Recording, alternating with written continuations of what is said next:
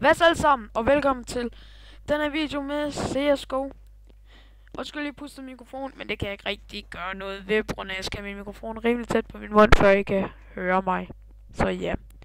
Men jeg får snart en ny mikrofon, så ja.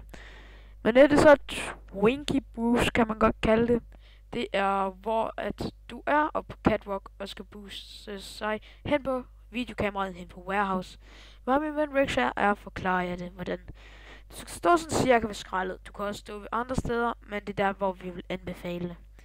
Jeg står så oven på Rex, og så når jeg så tæller jeg ned fra 3, 2, 1, og så når jeg siger nu, så er der bare afgang. Så løber han, og jeg, som I kan se nu, jeg blev skubbet over, og ja, så kan I stå der og bare camp med, hvad end I har.